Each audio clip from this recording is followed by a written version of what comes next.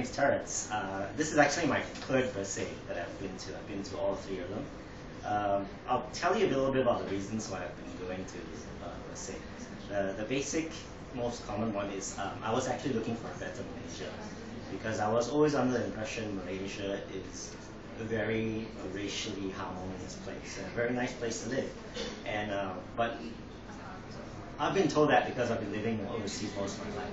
So when I came back to Malaysia, I was actually quite horrified to find out that although on the ground, the day-to-day, the people are very nice to each other and they're very polite and very, that's what Malaysia was to me. I find that the politicians tend to actually talk about racial issues and religious issues and talk about all this stuff, which really, at the end of the day, for their interests rather than its interests. So the first Bersih for me was an eye-opener. It was, I guess everybody kind of knows the story. They were marching and delivering a message to the king. The second Bersih, I got a little bit more involved. I did go downtown. And the third Bersih, I tried to get as many of my friends to come along as possible. And the goal is still the same. It's just for free or fair elections, not to overthrow the government, not to cause any problems. In fact, I'm one of the most law-abiding people, and I pay parking tickets, I pay my parking fines, I do everything. So, at the end of the day, the message is for free, fair elections. There are lots of people writing up that there are 8 points that are actually quite easy to understand. And if everybody else went to Bersih and they want to do more, I think they should actually do things like join UndiMsia and join other NGOs to help out, because it really helps to know that you're not alone in this need for better nation.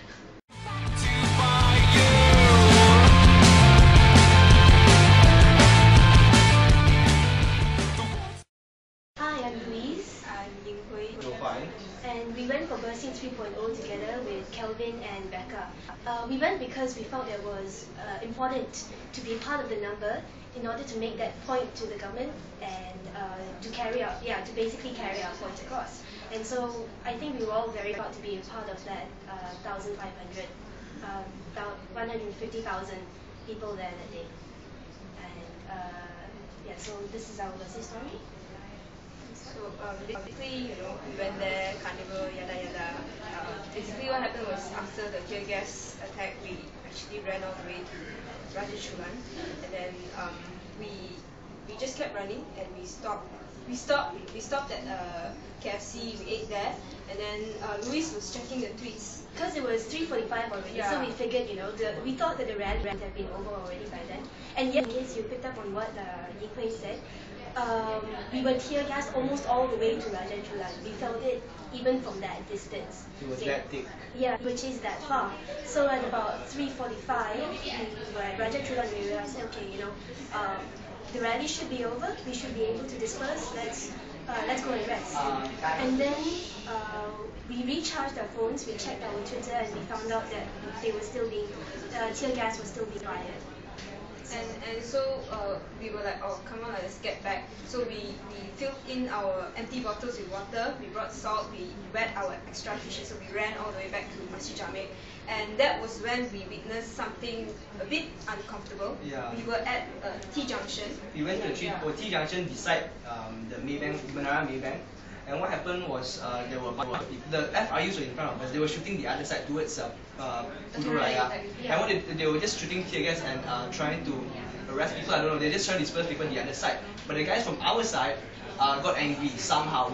All we saw was really angry people. They picked up stones and tried to throw against the police, who wasn't even coming after them. So we got really ticked off, because probably we weren't in the situation, we didn't know how they felt.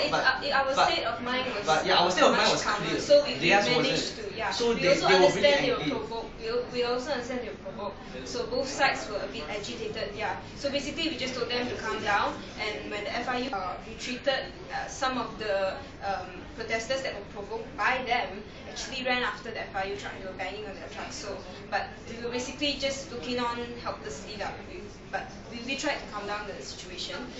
Basically, I think we believe that we enjoyed the carnival atmosphere at the beginning. I think what Bersih was in the beginning was exemplary.